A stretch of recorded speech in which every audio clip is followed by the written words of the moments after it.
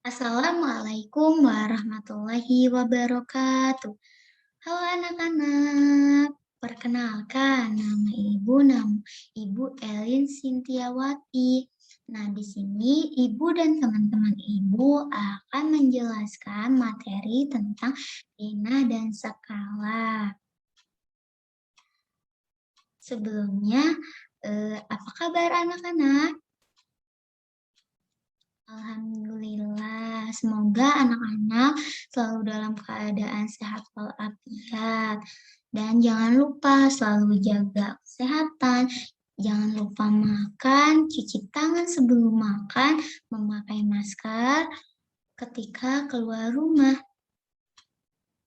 Nah, untuk sebelum kita masuk ke pembelajaran, langkah lebih baiknya kita berdoa terlebih dahulu. Bismillahirrahmanirrahim. Raditu billahi robba wa bil islami dina wa bi muhammadin nabiyya wa rasulah. Rabbi zidani ilman warzuqni fahma. Amin. Nah, di sini Ibu akan bacakan indikator pembelajaran kita pada pagi hari ini. Indikator yang pertama, menjelaskan skala melalui denah. Indikator yang kedua, menyelesaikan masalah yang berkaitan dengan skala pada denah. Lalu, adapun tujuan pembelajaran. Yang pertama, dengan kegiatan mengamati gambar siswa dapat membaca denah dan menjelaskan skala yang terdapat pada denah dengan teliti dan benar. Yang kedua, dengan mengamati dan latihan, siswa mampu menyelesaikan permasalahan terkait skala pada denah dengan benar. Yang ketiga, dengan kegiatan mengamati dan latihan, siswa mampu menentukan letak benda dan tempat pada bidang koordinat dengan benar. Yang keempat, dengan kegiatan mengamati dan latihan, siswa dapat memahami skala benda, denah, dan peta dengan benar. Lalu yang kelima, dengan kegiatan latihan, siswa mampu menyelesaikan permasalahan terkait skala benda, denah, dan peta dengan benar. Lalu di sini Ibu akan menjelaskan terlebih dahulu apa sih itu denah dan arah mata angin. Di sini kita perhatikan dan amati cerita. Ibu akan bacakan ya, anak-anak perhatikan. Pada hari Sabtu, SDN 2 Bandung akan mengadakan kegiatan belajar. Setiap kelas akan menjual makanan. Kegiatan akan dilakukan di halaman sekolah yang berbentuk persegi panjang. Pada pintu masuk bazar dipasang denah untuk mempermudah setiap orang menemukan stand bazar yang mereka cari. Nah, berikut ini adalah denah kegiatan bazar yang dilakukan oleh SDN 2 Bandung. Nah, di sini adalah gambaran stand kegiatan bazar. Lalu, denah juga bisa kita temukan pada kehidupan kita sehari-hari. Contohnya, ada yang tahu? Benar, biasanya denah ada di undangan pernikahan. Nah, denah lokasi. Nah, biasanya denah ini bertujuan untuk mempermudah para tamu undangan menemukan lokasi pernikahan.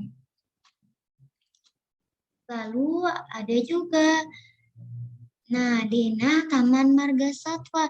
Biasanya pada pintu masuk Taman Marga Satwa, biasanya anak-anak bisa menemukan. Nah, untuk denah Taman Marga Satwa, pasti anak-anak tidak asing kan? Soalnya Biasanya denah itu dipasang di pintu masuk Taman Marga Satwa atau kebun binatang. Hal ini juga bertujuan untuk mempermudah setiap orang menemukan tempat yang akan dituju. Nah, dari contoh-contoh tadi kita bisa tahu bahwa pengertian denah yaitu gambaran yang menunjukkan letak kota, jalan, dan sebagainya. Fungsi denah juga hampir sama dengan peta, yaitu untuk memudahkan kita menemukan lokasi sebuah tempat.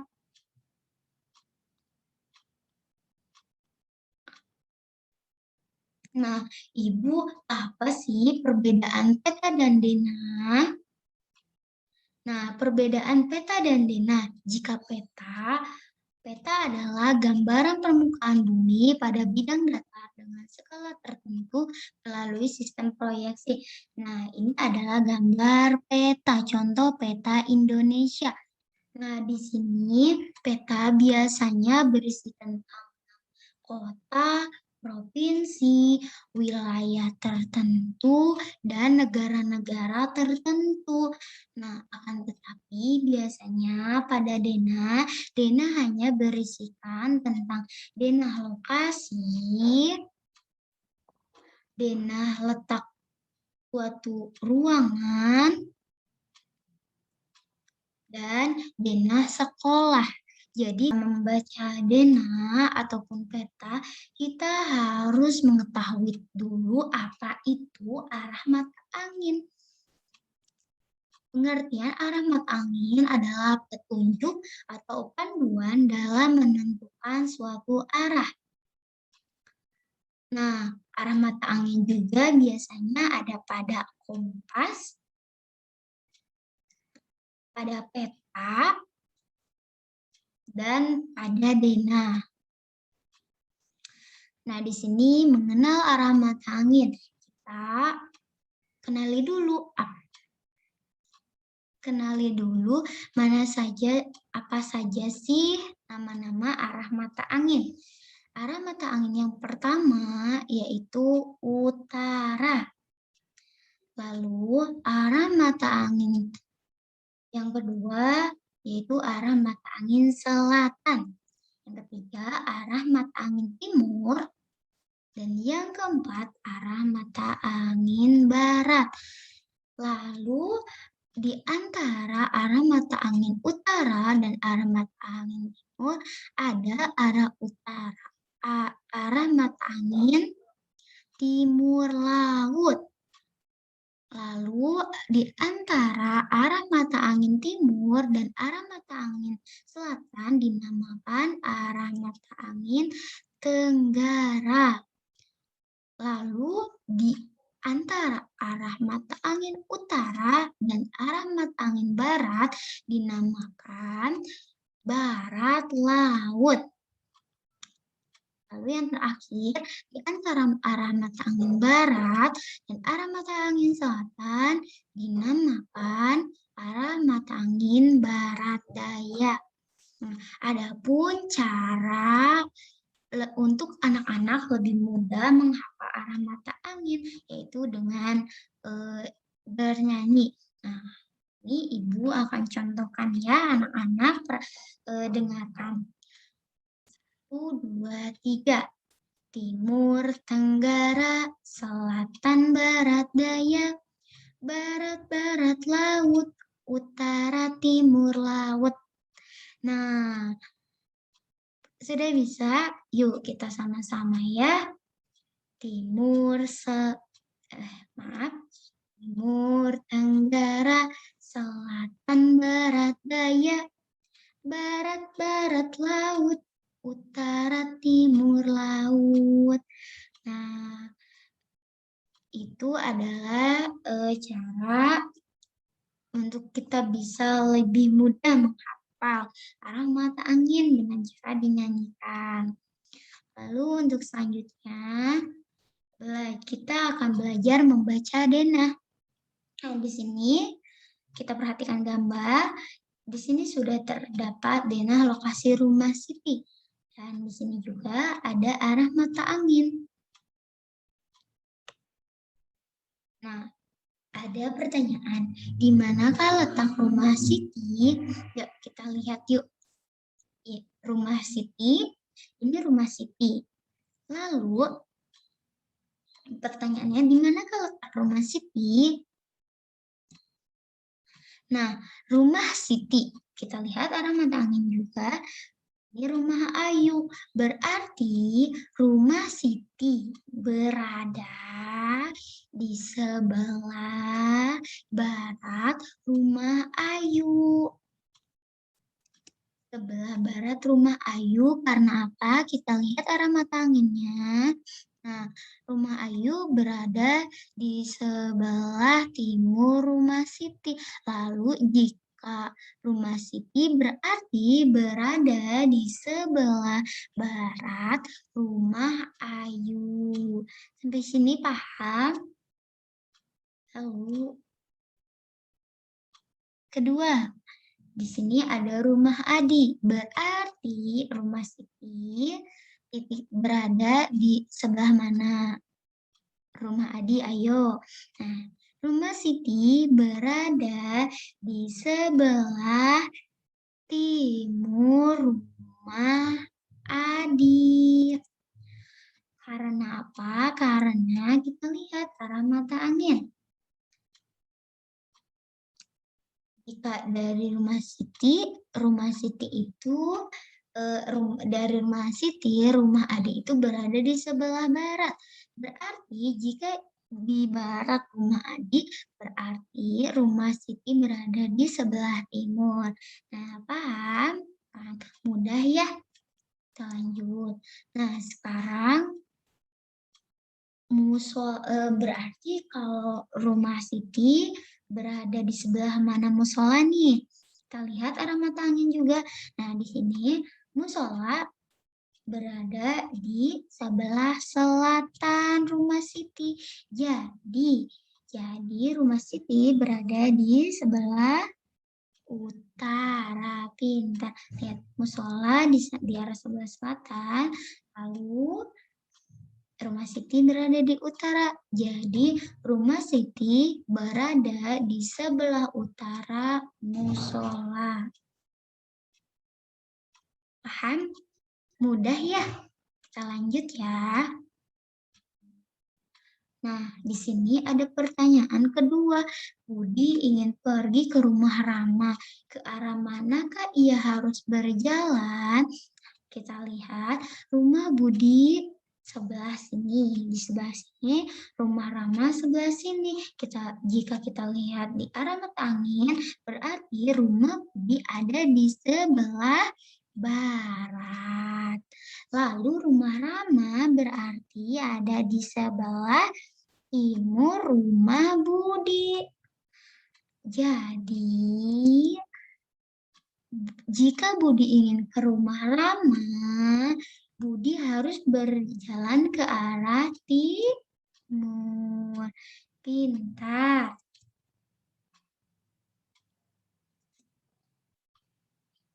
Nah, di sini perhatikan denah berikut ini. Pada hari Senin, Nisa akan berangkat ke sekolah. Maka jalan mana saja yang akan Nisa lalui untuk sampai ke sekolah? Kita perhatikan denahnya, rumah Nisa berada di sini. Lalu sekolah Nisa ada berada di sini. Maka jika Nisa ingin ke sekolah, rumah Nisa berada di sebelah jalan. Nisa berada di Jalan Salam.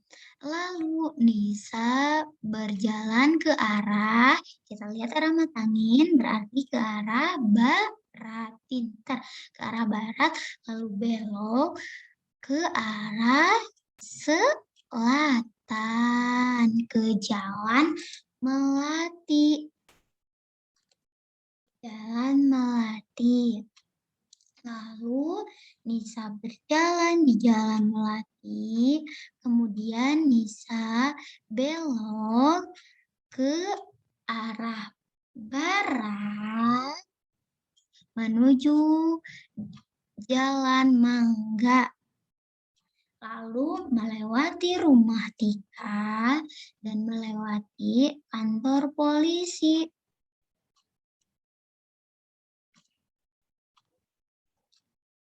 Setelah itu, setelah berjalan di Jalan Mangga, Nisa sampai ke sekolah. Maka letak sekolah Nisa berada di sebelah kanan Jalan Mangga. Mudah bukan anak-anak untuk membaca denah? Nah, mungkin materi dari Ibu cukup sekian. Dilanjut oleh Ibu Dinda.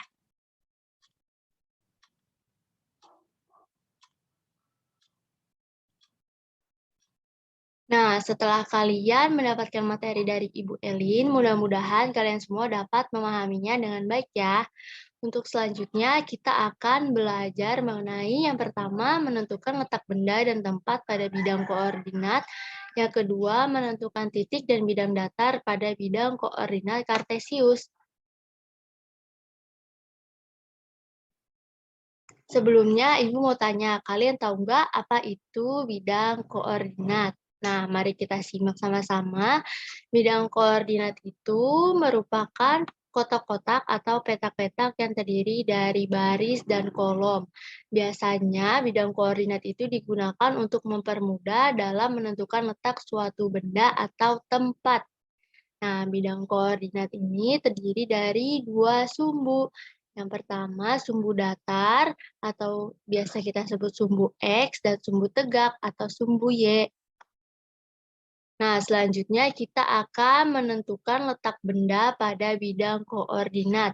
Di sini udah ada bidang koordinat dan beberapa gambar yang biasa kita gunakan untuk beribadah. Mari kita bahas sama-sama ya. Diketahui sejadah terletak pada koordinat 5, B. Tentukanlah letak benda lainnya. Nah, kita cari tahu ya kenapa sajadah bisa terletak pada koordinat 5, B. Nah, kita lihat dalam sumbu X atau sumbu datar, gambar sejadah itu sejajar dengan angka 5. Lalu pada sumbu Y sejajar pada huruf B, maka letak koordinat sajadah yaitu 5, B. Selanjutnya, kita akan menentukan letak mukena ya atau orang yang berdoa ini.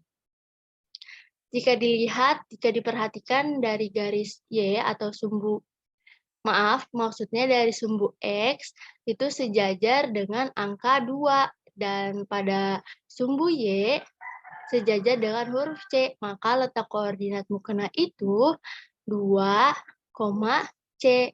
Selanjutnya PC. Nah, dapat dilihat ya, dalam sumbu X sejajar dengan angka 3 dan sumbu Y sejajar dengan huruf D. Maka letak koordinat PC yaitu 3, D. Yang terakhir ada Al-Quran. Nah, jika dilihat dari sumbu X, itu sejajar dengan angka 6, dan dilihat dari sumbu Y sejajar dengan huruf E, maka letak koordinatnya yaitu 6, E.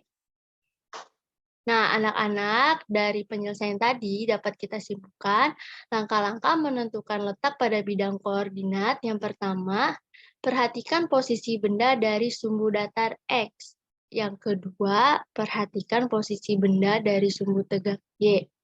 Yang ketiga, tuliskan kesimpulannya menggunakan pasangan terurut X dan Y, di mana X adalah sumbu datar dan Y adalah sumbu tegak. Selanjutnya kita akan menentukan letak tempat dalam denah pada bidang koordinat. Nah, di sini udah ada denah, coba kita tentukan letak koordinatnya ya. Yang pertama, kita menentukan letak koordinat masjid. Di sini udah ada jawabannya, koordinat masjid itu 3, E. Kita lihat sama-sama ya, apa benar atau tidak. dapat kita lihat yang garis kuning, dalam sumbu X, masjid itu sejajar dengan angka 3. Dalam sumbu Y, pada sumbu Y, masjid itu sejajar dengan huruf E, maka benar. Letak koordinat masjid itu ada pada 3, E. Yang kedua ada rumah sakit. Nah, rumah sakit dapat kita lihat ya, dalam sumbu X sejajar dengan angka 5, dan dalam sumbu Y atau sumbu tegak, itu sejajar dengan huruf C. Maka letak koordinat rumah sakit itu 5, C. Ingat ya, penulisannya itu yang pertama dari sumbu X-nya terlebih dahulu, baru sumbu Y. Nah, untuk mall, rumah, dan sekolah, silahkan anak-anak isi sendiri di buku kalian masing-masing ya untuk latihan. Oke, selanjutnya kita akan menentukan letak tempat dalam peta pada bidang koordinat. Nah, di sini sudah ada peta negara Turki. Negara Turki itu banyak ya sejarah-sejarah Islam di sana. Nah, ayo kita tentukan letak tempat-tempat di negara Turki, tempat atau kota ya. Di sini yang pertama ada kota Ankara, kota Istanbul, kota Izmir, dan kota Adana. Nah, coba anak-anak kita lihat ya. Yang pertama kota Ankara. Kota Ankara ini yang warna merah.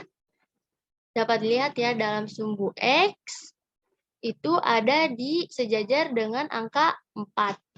Dalam sumbu dalam sumbu Y sejajar dengan huruf E, maka kota Ankara itu koordinatnya 4, E.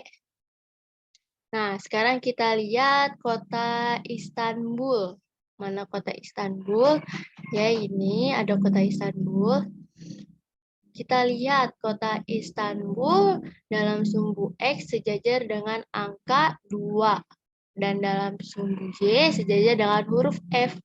Maka kota Istanbul koordinatnya 2, F. Selanjutnya ada kota Izmir. Mana kota Izmir ya? Terletak di sebelah ujung kiri. Kota Izmir dalam sumbu X sejajar dengan angka 1. Dalam sumbu Y sejajar dengan huruf D, maka koordinatnya 1, D. Yang terakhir ada kota Adana. Koordinatnya 6, C. Kita lihat benar atau tidak ya. Lihat kota Adana. Dalam sumbu X benar adanya bahwa sejajar dengan angka 6 dan dalam sumbu Y sejajar dengan huruf C. Maka benar ya. Letak koordinat kota Adana itu 6, C. Nah, selanjutnya kita akan beralih ke bidang koordinat kartesius. Ibu tanya lagi ya, kalian tahu nggak apa itu bidang koordinat kartesius? Jika tidak tahu, maka perhatikan yang akan Ibu jelaskan ya. Nah, bidang koordinat kartesius merupakan bidang yang digunakan untuk menentukan letak titik dan titik sudut pada bidang datar. Nah, sama seperti bidang koordinat sebelumnya, bidang koordinat kartesius juga memiliki 2 sumbu. Yang pertama, sumbu X dan sumbu Y. Sumbu X ini warna biru ya, yang mendatar, dan sumbu Y itu yang tegak ke atas, yang warna merah. Nah, namun dalam bidang koordinat kartesius dibagi lagi, ada yang sumbu X yang ke kanan itu positif, dan ada yang ke kiri itu sumbu X negatif. Nah, sumbu Y juga ada yang ke atas itu bentuknya positif, dan yang ke bawah itu bentuknya negatif. Nah, selanjutnya kita akan mencari letak titik pada bidang koordinat kartesius. Nah, di sini udah ada ya titik A, titik B, titik C, dan titik D. Nah, titik A 4,3, titik B min 5,7, titik C min 7, min 2, titik D 2, min 2. Nah, sama ya, dalam penulisan kita terlebih dahulu menuliskan X, urutannya X baru Y. Nah, coba kita lihat titik A ya.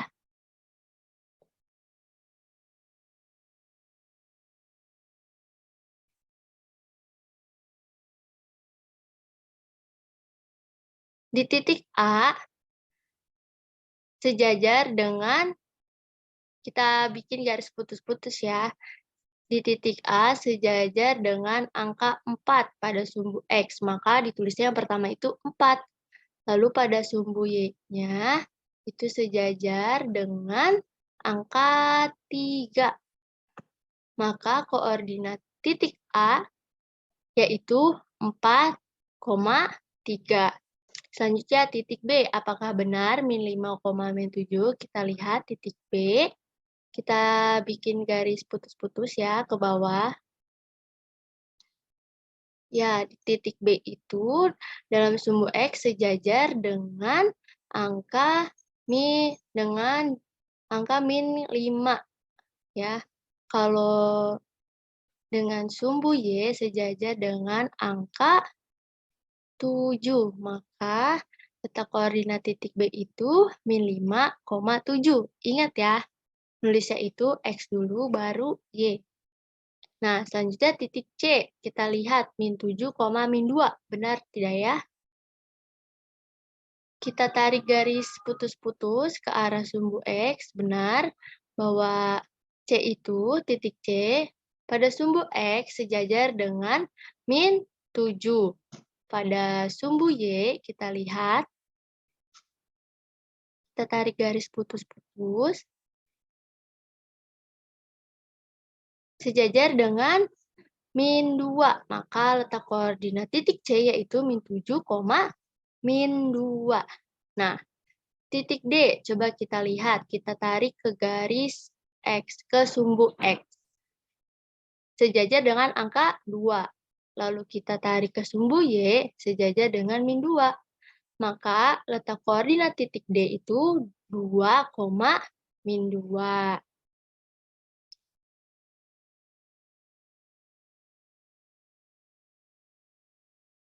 Oke.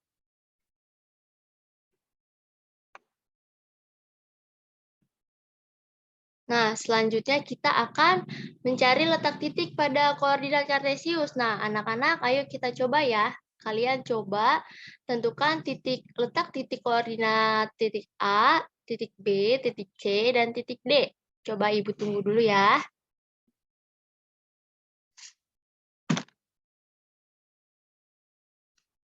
Nah, gimana jawabannya? Coba kita lihat ya jawabannya.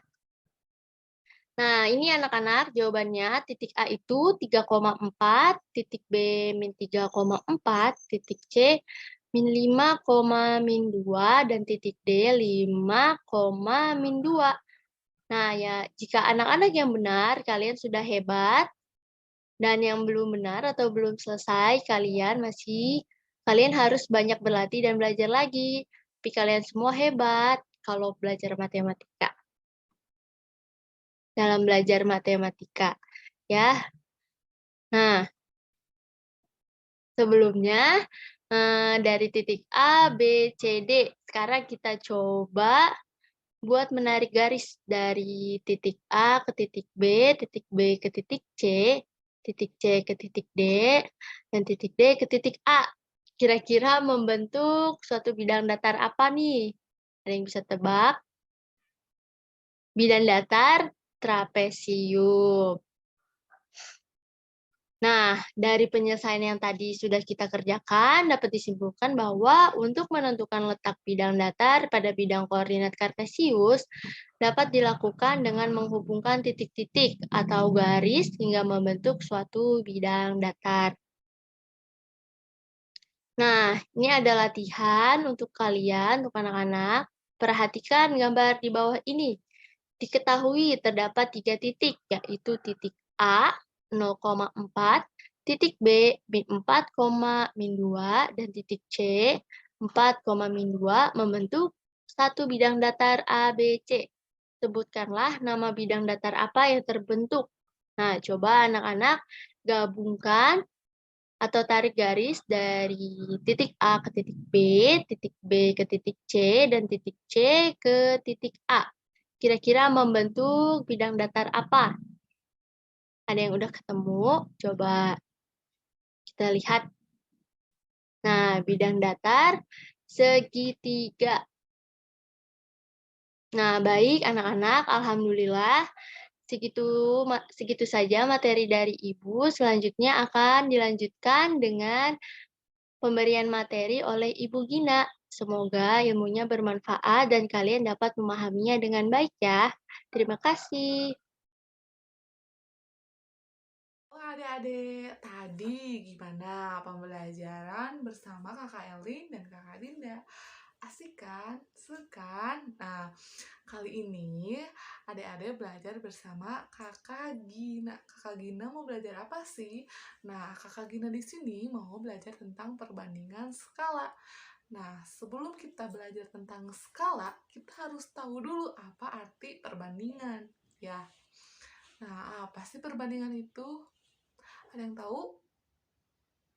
Nah, perbandingan adalah membandingkan dua nilai atau lebih suatu besaran yang sejenis dan dinyatakan dengan cara yang sederhana.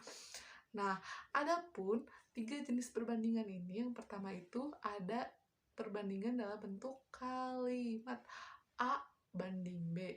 Yang kedua ada perbandingan dalam bentuk simbol. Dan yang ketiga ada perbandingan dalam bentuk pecahan. Nah, kalian pernah dengar kan perbandingan itu? Dan materi sebelumnya juga kita sudah membahas perbandingan. Kali ini kita akan membahas lagi perbandingan hanya sekilas sebelum kita mengarah kepada skala. Lanjut kita ke contoh soal selanjutnya ya. Umur ayah itu 40 tahun dan umur Ina itu berapa? 8 tahun. Soalnya ada di atas ya. Diketahui umur ayah itu 40 tahun dan umur Ina itu 8 tahun. Nah, ditanyakan itu perbandingan umur ayah dan juga umur Ina. Dijawab. Nah, kalau perbandingan itu artinya dibandingkan ya, berarti dibandingkan umur ayah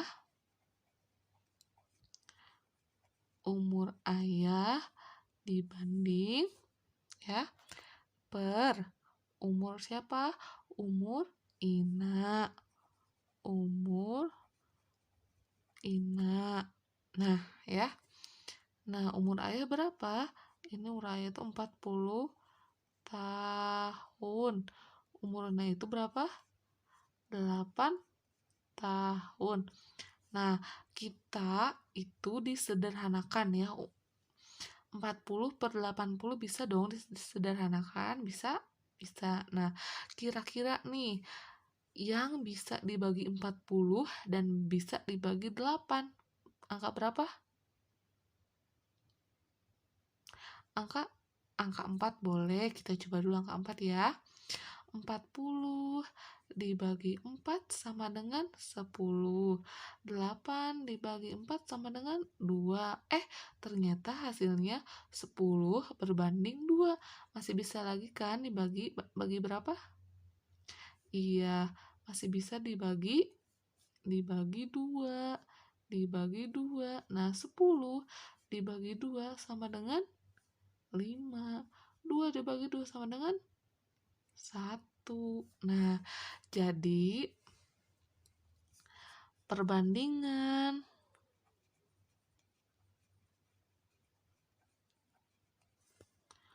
umur ayah banding Ina sama dengan 5 berbanding 1 ya. Jadi perbandingannya itu adalah umur ayah berbanding umur Ina. Perbandingannya berapa tadi yang udah dijelasin? 5 berbanding 1. 5-nya itu untuk umur ayah dan 1-nya itu untuk umur Ina. Paham sampai sini? Paham? Oke, ke soal selanjutnya. Nah, ini yang lebih sedikit susah dari yang tadi, tapi mudah. Yuk kita kerjain bareng-bareng yuk. Nah, soalnya ada di atas seperti biasa, dan ini diketahuinya. Diketahui perbandingan uang ayah dan ibu adalah 5:3.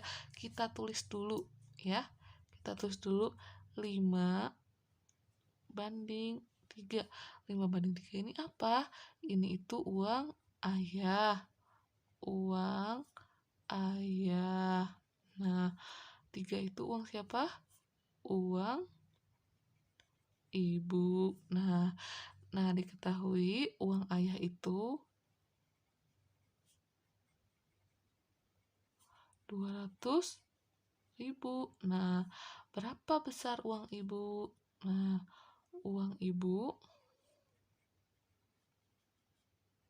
Nah, ya. Tadi ada 5/3. 5 untuk uang ayah dan 3 untuk uang ibu. Yang ditanyakan uang ibu. Jadi, sekarang itu 3 yang ditanyakan dulu ya, uang ibu, per dibalik 5. Ini uang ayah yang sudah diketahui. Dikali berapa? 200.000. Ya. 5 dibagi 20 dapat 4. Ya. 3 kali 4, 12. Nolnya ada berapa? Ada 4. 1, 2, 3, 4. Nah, jadi uang ibu ini 120.000. Nah, sedangkan uang ayah 200.000. Paham sampai sini? Paham? Oke, lanjut ya. Kita ke materi selanjutnya. Teman-teman, masih semangat? Nah, ini contoh soal selanjutnya. Soalnya ada di atas ya. Nah, sekarang ini kita telaah, diketahuinya bahwa perbandingan harga burung dan bebek 2:6. Nah, jumlah kedua harga tersebut 240.000. Nah, ditanyakan berapa harga satu ekor burung gitu kan. Nah, jawab sama kayak tadi ya. Perbandingan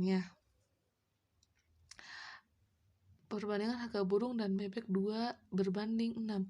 2/6. Nah, ini 2 untuk harga burung. Ya, ini 6 untuk harga apa? Harga bebek. Harga bebek. Nah, jumlahnya itu 240.000. Harga satu ekor burung. Nah, burung ini mempunyai angka 2. Perbandingannya 2 ya. Nih, kecoret. Maaf ya. 2 berbanding 2 ditambah 6. Nah, ya. 2 ditambah 6 itu berapa? Dijumlahkan hasilnya 8 dikali 240.000 sama dengan kayak tadi 8 dibagi 24 hasilnya 3. 2 kali 3 6. 60. 1, 2, 3. Nah, ya. Ini harga apa? Ini harga burung. Ini harga burung ya. Nah, lalu kita cari harga bebek. Harga bebek itu berarti bebek itu punya angka 6. Nah, berarti 6 per 2 ditambah 6 berapa? 8 dikali 240.000 ya. Sama dengan 8 dibagi 24 hasilnya 3. 6 kali 3 hasilnya 18. 1, 2, 3. Nah, 180.000 ini harga bebek ya. Nah, kita di atas sudah ketahui nih ya, jumlah kedua harga tersebut 240.000. Nah, coba ya, harga burung ditambah harga bebek sama dengan 240.000. Jumlahnya harus sama ya, harga yang sudah ditetapkan dihitung tadi dan harga yang diketahuinya. Nah, harga burung berapa? 60.000. Nah, ditambah harga bebek berapa? 180.000. Nah, 60 ditambah 180 berapa coba? Iya, 240.000.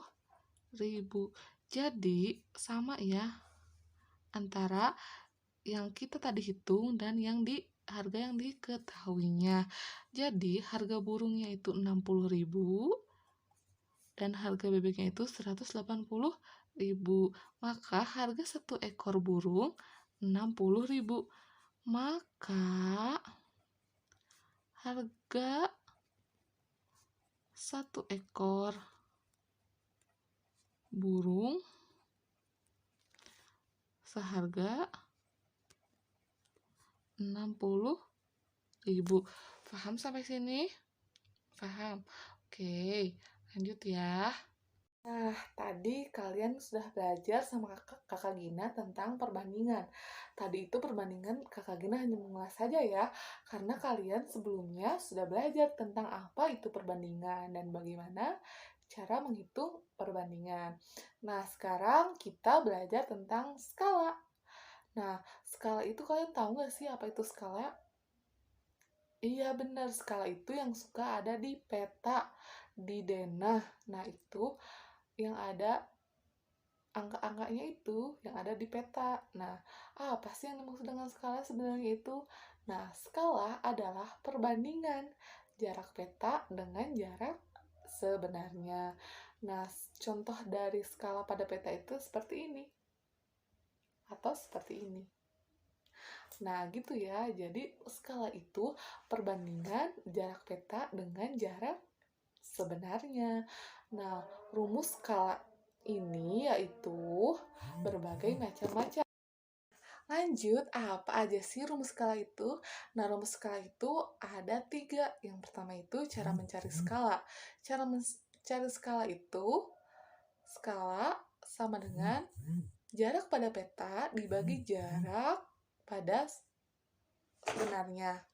Nah, lalu jarak sebenarnya itu, kalau kita mencari jarak sebenarnya, yaitu jarak pada peta dibagi skala. Sedangkan jika kita mencari jarak pada peta, yaitu skala dikali jarak sebenarnya.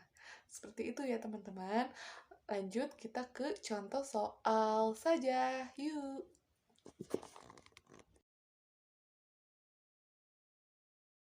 Nah, lanjut ya, diketahui soalnya ada di atas seperti biasa. Nah, ini diketahui jarak antara kota A dan kota B 4 cm dengan skala 1 berbanding 500.000. Ditanya jarak sebenarnya. Jawab itu seperti biasa menggunakan rumus segitiga. JP, jarak pada peta, S, JB ya. Yang ditanya jarak sebenarnya itu JB atau kalian mau menulis JS boleh ya. JB, nah JB ditutup JB-nya, JP dibagi S ya. JB sama dengan JP dibagi S ya. Jarak pada petanya berapa nih? Nah, sama dengan jarak pada petanya 4 cm dibagi skalanya 1 dibanding 500.000. Nah, 4 cm dibagi 1 dibagi 500.000. Nah, ini naik ke atas set ya. Naik jadi 4 cm dikali 500.000 cm sama dengan berapa? 20. Iya, 20 1, 2, 3, 4, 5, 20 juta. 2 juta. Sentimeter. Nah, jarak sebenarnya itu, JB itu, ingat ya, JB itu harus kilometer. Nah, sekarang masih ingat rumus kucing hitam dalam mobil Desi centil mondar mandir. Nah, masih ingat setiap turun 1 tangga dikali 10 kali, ya, ditambah nolnya 1 gitu lah ya, gampangnya mah.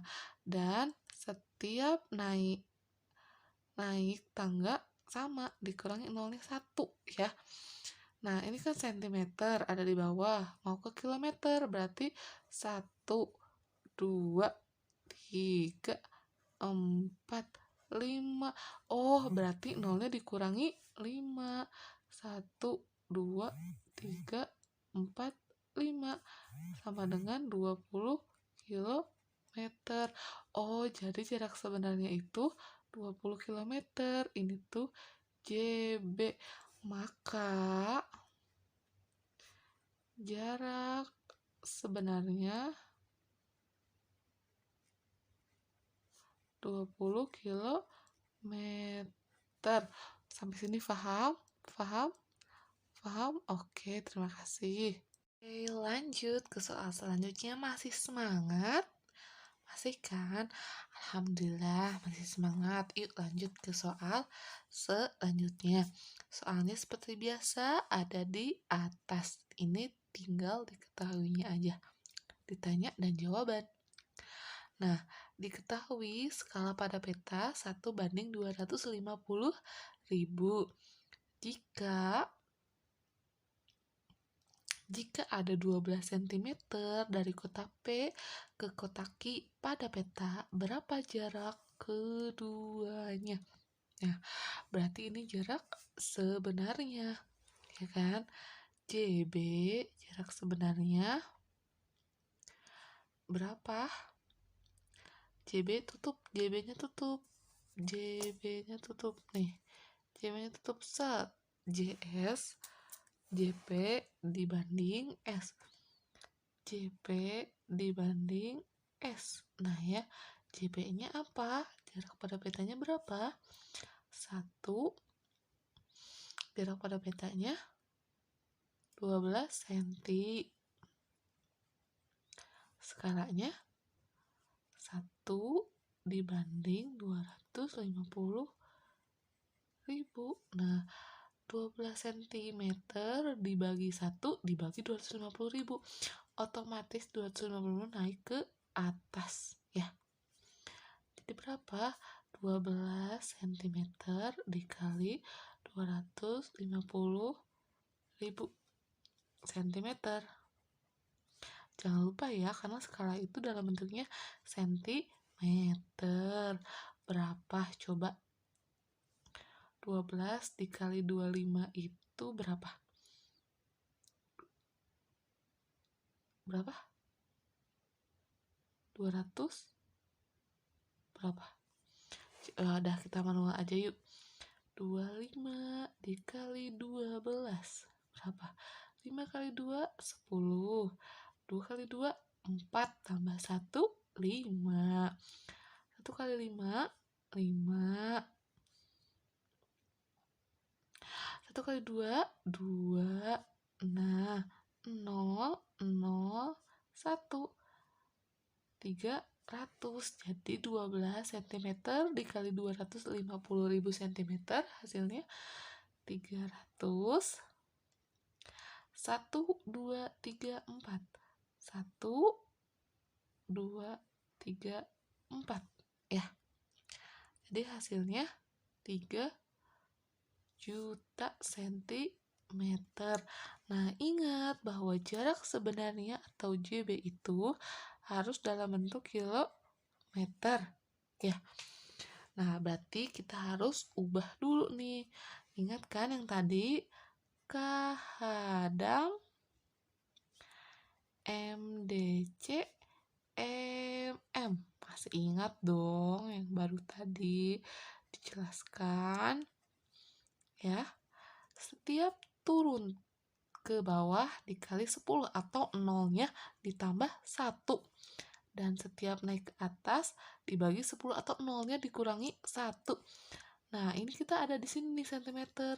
Mau ke kilometer, berarti harus naik berapa tangga ya? Kita hitung yuk. 1, 2, 3, 4, 5. Nah, jadi harus dibuang 5 nolnya. 1, 2, 3, 4, 5. Sama dengan 30 kilometer. Jadi jarak sebenarnya 30 kilometer. Paham sampai sini? Paham? Paham. Oke, terima kasih. Terima kasih. Wassalamualaikum warahmatullahi wabarakatuh.